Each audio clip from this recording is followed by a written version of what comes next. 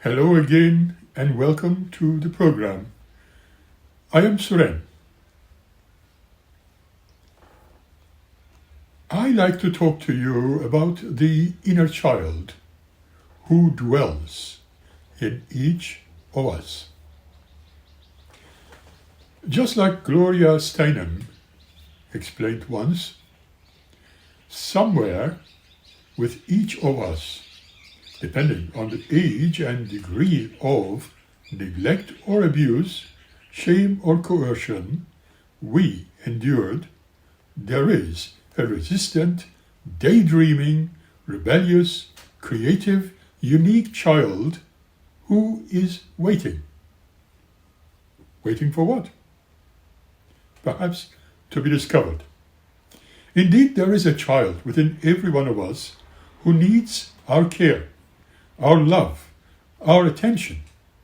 But most of the time, we all tend to ignore him or her, forgetting that he or she is indeed our true selves, but behaving like our own offspring and our own beloved pet, and who is invisible to the outside world.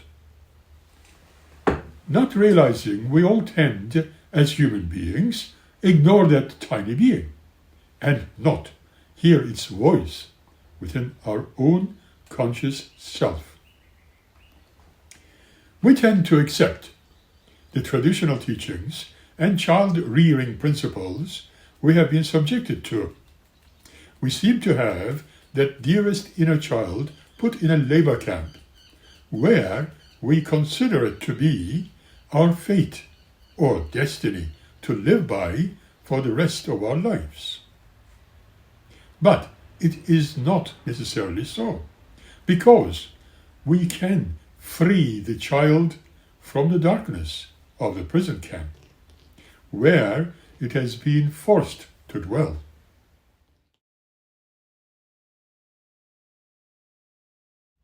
Remember the old saying? Children are to be seen, but not heard. How sad. What do we need to do now to change all that and free the inner child? Question. You might also ask, why do we need to free that little child? Mona Caird, way back in 1892, has written this. We are governed not by armies and police, but by ideas. For a very long time, all our thoughts in our behavior has gone against our own will and our own selves.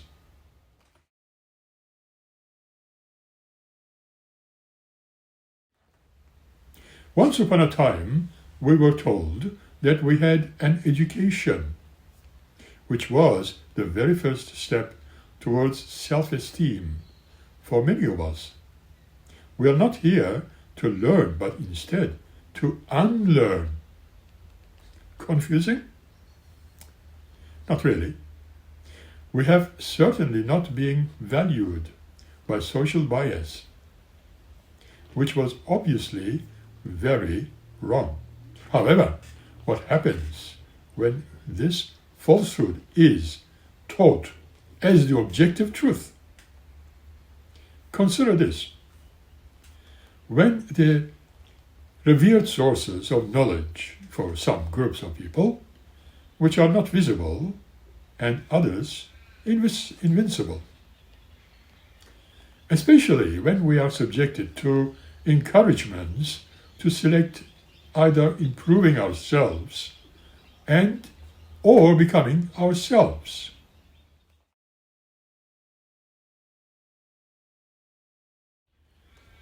I might not become too popular when I speak of our so-called civilization on this planet, which tend to distort, denigrate, or express for the years following the so-called Western civilization, which promotes hatred against other different-looking people. Natives, foreigners, or even females of the so-called civilization.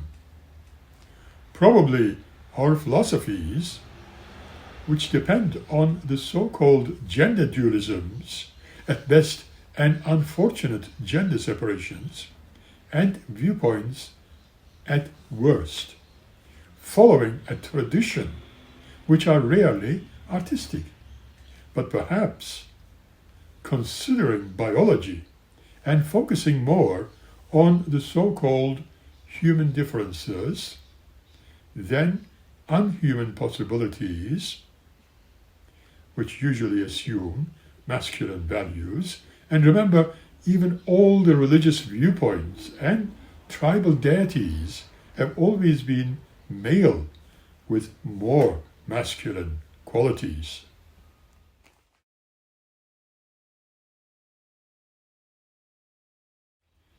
There are many valuable books where we learn that almost all power and strength is assigned to male species of humans, and those with blonde hair and blue-eyed males, favored as perfect race.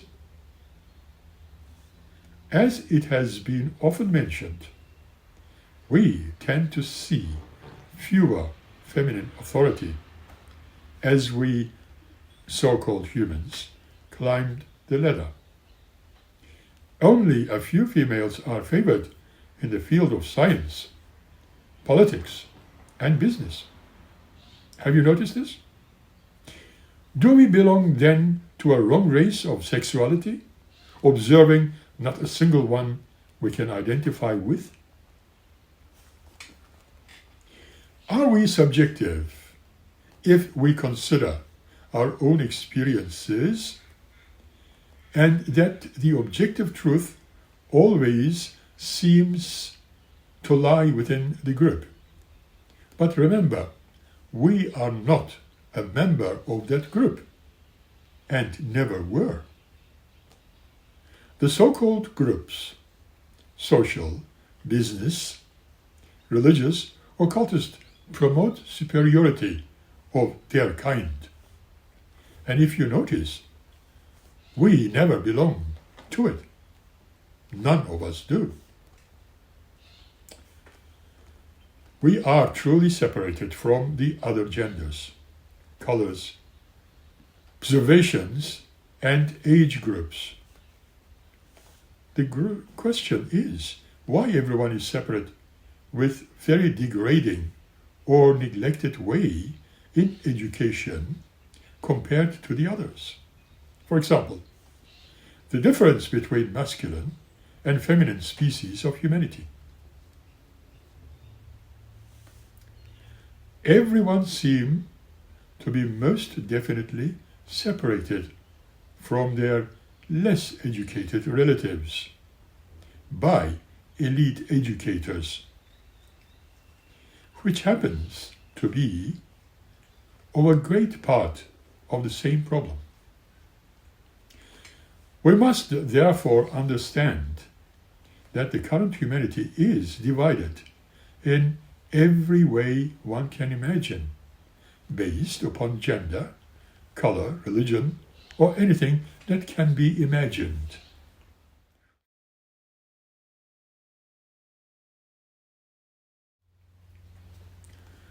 For instance, only a few natives or females can be observed in authority as we, so-called humans, climb the ladder of educational kind, while we tend to see less and less deans, presidents, scientists, engineers, and politicians. Many are separated from their less supposedly well-educated counterparts, and that happens to be part of the same problem. One might say that we are probably exaggerating the situation, but I feel that we have indeed learned a lot more through philosophy, art, fitness, justice areas of the study, discovering more about our own strength on personal basis, and perhaps needing to rescue that inner child. However, could we all agree that much learning can also be very dangerous? My father used to say, "Don't dig too deep, because underneath it may be wet, or it may give in." There is a truth in it.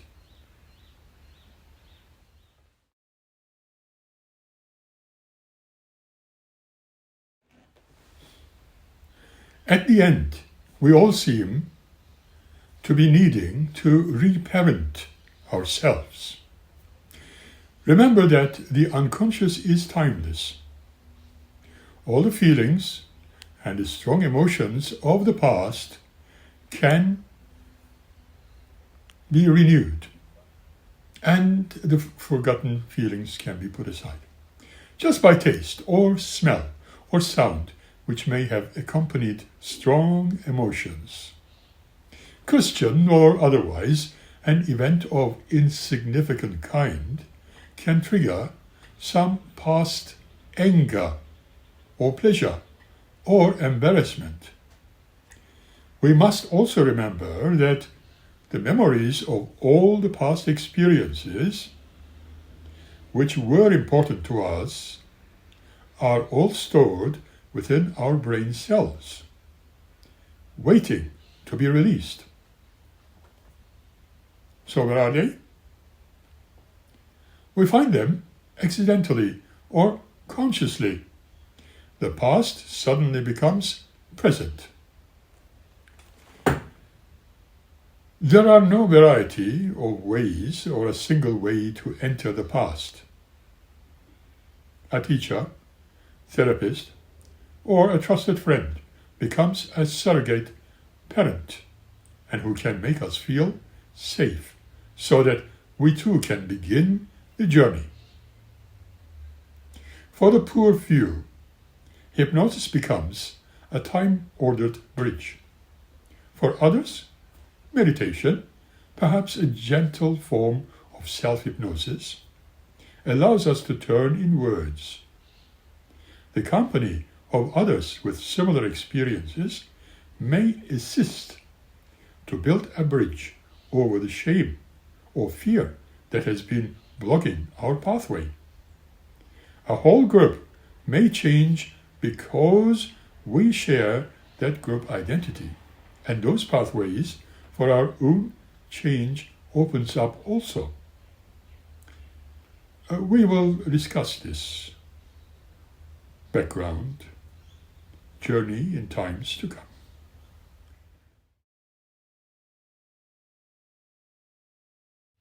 If those broken places are very deep and painful, the conscious mind must resist in order to keep functioning, just like the child who covers them up to be able to function and survive.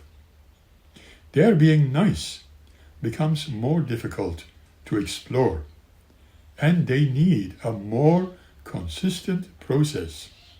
However, the point of this journey does not heal, but recovers joyful and creative core of ourselves. It is true and spontaneous. Why are we talking about this, you might ask?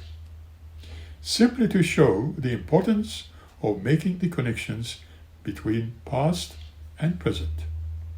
But since we cannot know everything, however, we need to have faith in the future.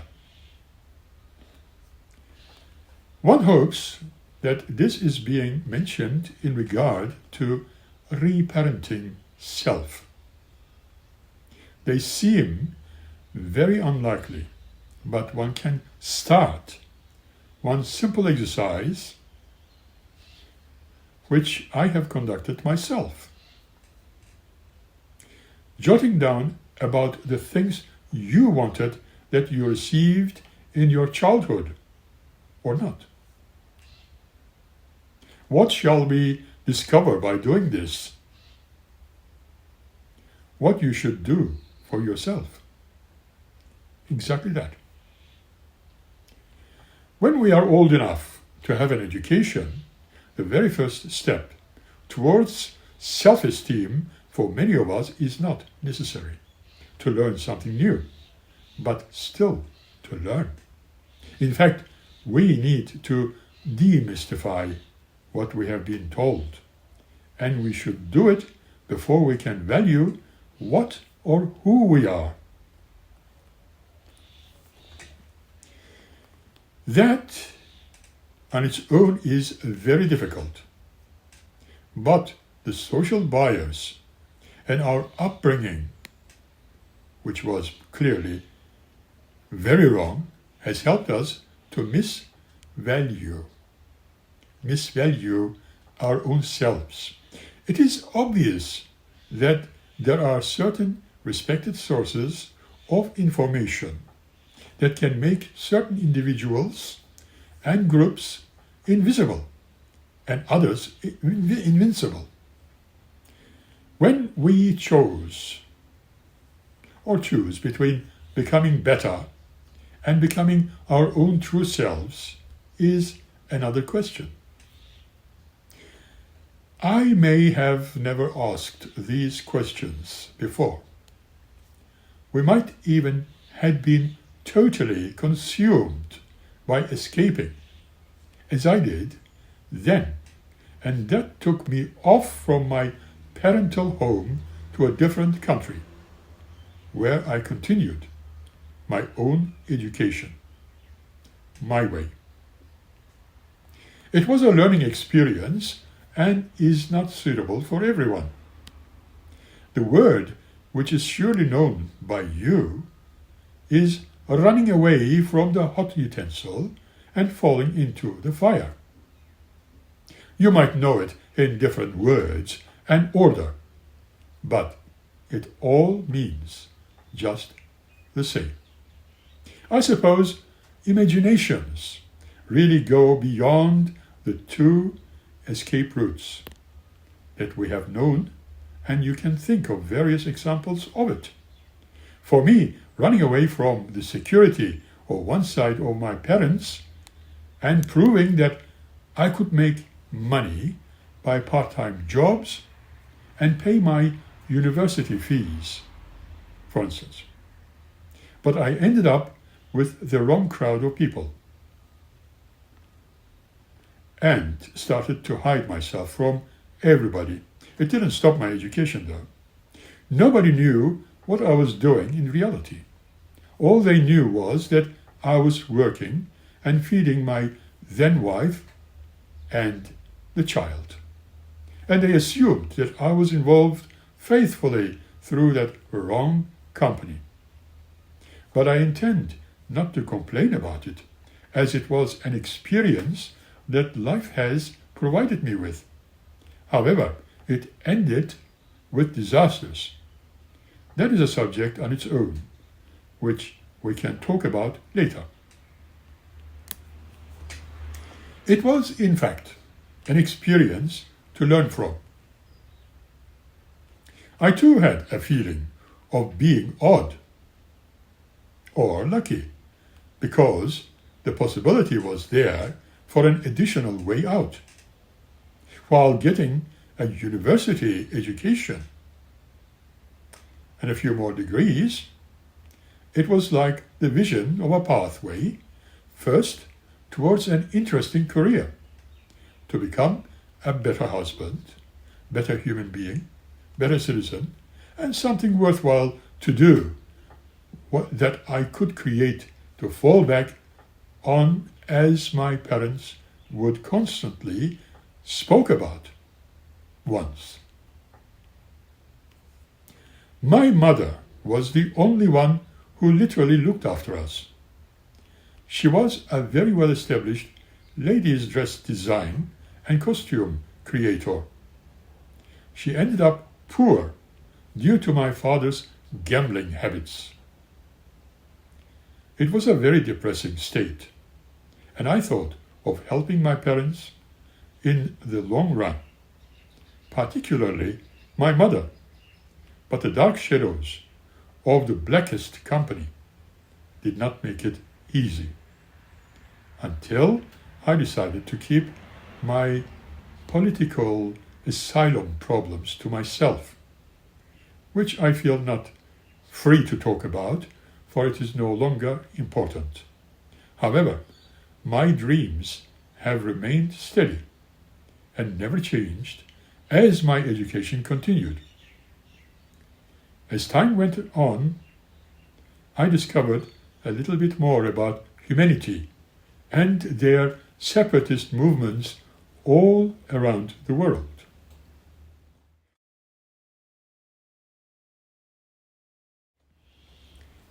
In short, I discovered that we all needed to unlearn some of our respect for education, as it did undermine our respect for ourselves. It is now the time to start demystifying it.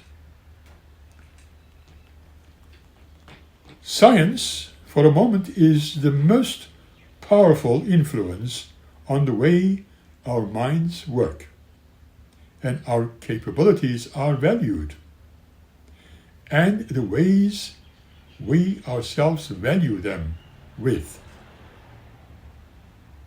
We now rely on the scientific methods to explain our personal experiences, are not so timely as we like to think. We are the newcomers in human history. During most of that time of the past, science was conducted within centers of learning, and they were run by the so-called elite, often discouraging secular challenges to religious beliefs in regard to human origins. All we need to do now is really look at the fundamentalist Christian cults, teaching nothing other than creationism in schools. There are other fundamentalists interpreting Judaism, Shintoism, and particularly Islam to comprehend the resistance to any view of humans as part of the continuum of nature.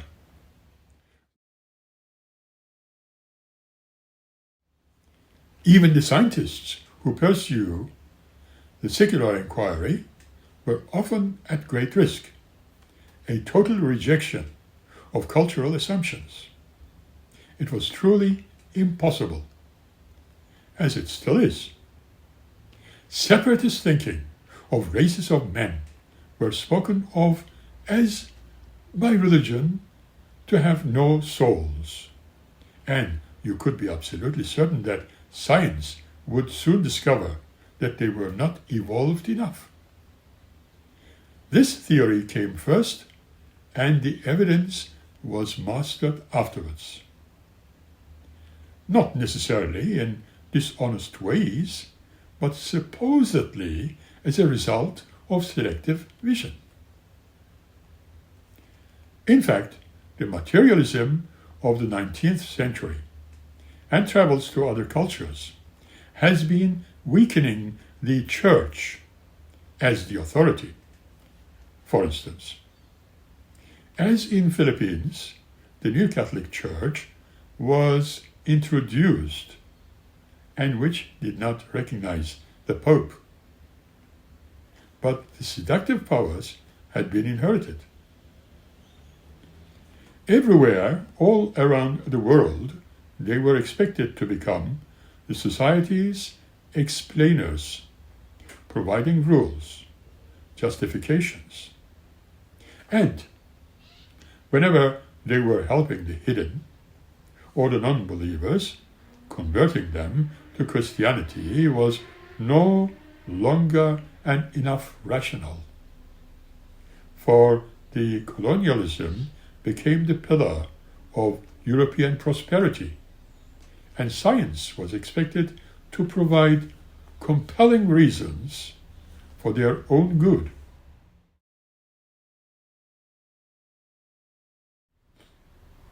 This was a new interest in separatism by race, in ethnicity, which perhaps given birth to craniology, the parent of many prestigious specialties devoted to documenting and measuring the so-called human differences.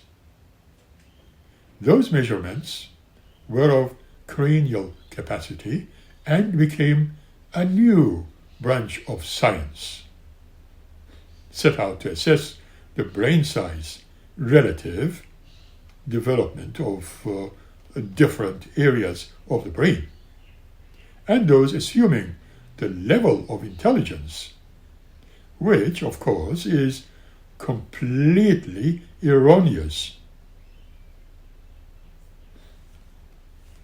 Right at the beginning, men were grouped in cranial capacities wherein considered greater the size of the skull, the greater the intelligence.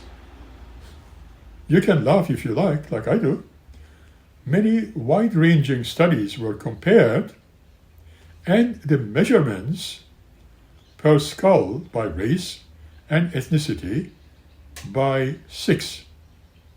Craniologists were also able to report at the average cranial capacity of the white race was larger than Africans, Asians, and Southern Europeans. Just imagine. From anthropology to neurology, science was demonstrating that a female Victorian virtues of passivity and greater morality, by which was meant less sexual activity, were rooted in female biology. The passive childlike qualities of the darker races were part of their biological destiny. Evolutionists, on the other hand, chime in with a reason for all this. Men who were not Caucasians and women of all races were lower on the evolutionary scale. In the case of race, this was due to simply evolutionary time, since it was believed that European civilizations were the oldest, whereas Caucasian, who obviously had been evolving as long as their male counterparts, there was another explanation. The less complex nervous systems and lower intelligence of females were evolutionary adaptations to the pain of childbirth. And so females of lower races were also assumed to be inferior to their male counterparts. We may truly consider all this as nonsense today, but that is what the world has gone through. Just think about that. Eventually, to keep to the time when craniologists had to modify their focus on sheer brain volume as a primary indicator of intelligence. As it was said, whales, elephants, and other animals with much larger than human brains would have had to be counted as potentially more intelligent than human beings. The obvious response was to take body size into account. But there was an internal split, and the questions remained to how to do it, unanswered. There was no one singular answer, yet admitting to the demand of both logic and politics and the worst scandals, some scientists had just been assuming that the skulls and brains used in laboratory experiments were from male or female cadavers, based on their own totally invented criteria and logic. And others were comparing the wrong numbers within them, up to 5,000 measurements of one skull.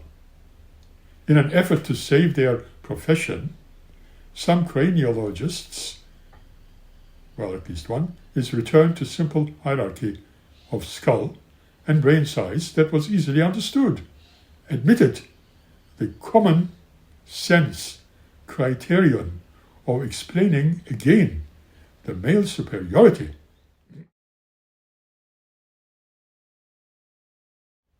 However, the new data of our mental patient disclosed to the alarming effect that of these inferior people had larger skulls, as Gloria Steinem explains.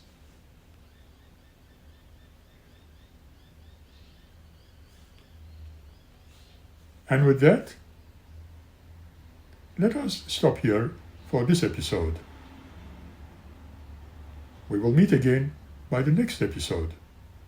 Until then, keep smiling, as I always say, and be happy. Thank you.